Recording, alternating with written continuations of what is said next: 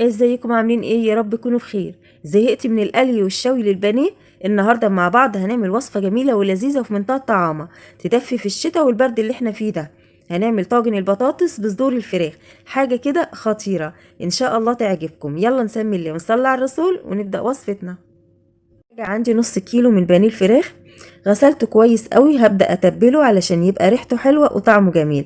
هضيف رشة من الفلفل الاسود، رشة من السبع بهارات او توابل الفراخ، رشة من الملح، ونص معلقة صغيرة بابريكا. وهقلب كل ده مع بعض كويس قوي علشان البانيه يطعم التوابل ويشرب من بعضه. وهسيبه على جنب ونشوف الخطوة اللي بعد كده.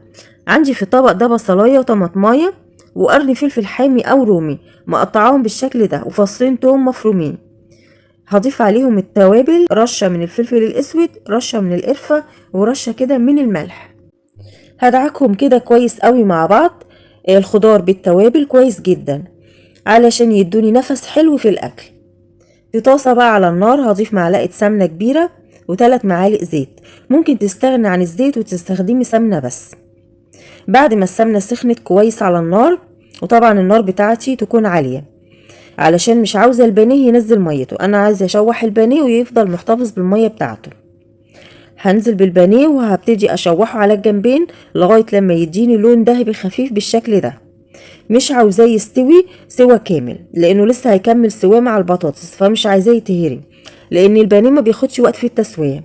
تمام، خلاص هو كده استوى معايا. هخرجه وهحط البانيه اللي باقي معايا وهشوحه بنفس الطريقه، وهخرجهم وهنزل بقى بالخضار بتاعي على نفس الزيت والسمنه اللي شوحنا فيهم البانيه. وقلبي بقى وشوحي الخضار وشمي احلى ريحه. هسيبهم كده يتبالوا شويه. ومعايا هنا بقى كيلو من البطاطس مقطعاها شرايح بالشكل ده. تمام. هنزل بيها على الخضار وهشوحهم مع بعض. عاوزه البطاطس تطعم من الخضار والتوابل اللي موجوده مع الخضار. بعد كده هنزل بمكعب مرق وممكن تستغني عنه. قلبت كل ده مع بعضه. هنزل عليه بنص كيلو من عصير الطماطم المصفي من القشر والبذور وهقلبهم مع بعض. وبعد كده هضيف معلقه كبيره من معجون الطماطم. هضيف بقى ملح ورشة من البابريكا ومعلقة صغيرة من السكر. مش هضيف اي توابل تاني علشان احنا ضايفين عليها كل حاجة. هضيف لها كوباية من المية عشان لما تستوي يبقى فيها صوص. هسيبها على النار تغلي غلوة واحدة وبعد كده هنحطها في الطاجن بتاعنا بالشكل ده. تمام، زي ما انتوا شايفين كده بنزل بالبطاطس وبعد كده بنزل بالصوص بتاع البطاطس، وهسيب شوية عشان احطهم على صدور الفراخ على الوش. تمام، هرص بقى على الوش كده الصدور بتاعت الفراخ بالشكل ده. تمام، وهنزل ببقية الصلصة. برص الصدور على الوش علشان تتحمر وتاخد لون حلو كده زي لون الشوي. ممكن تحطيها جوه في قلب البطاطس، بس هي يعني في قلب البطاطس هتبقى زي المسلوقة. لو حطيتيها على الوش بتاخد لون حلو كده احمر وجميل كده او ذهبي غامق، بتديكي لون الشوي بالظبط، تبقى شكلها جميل.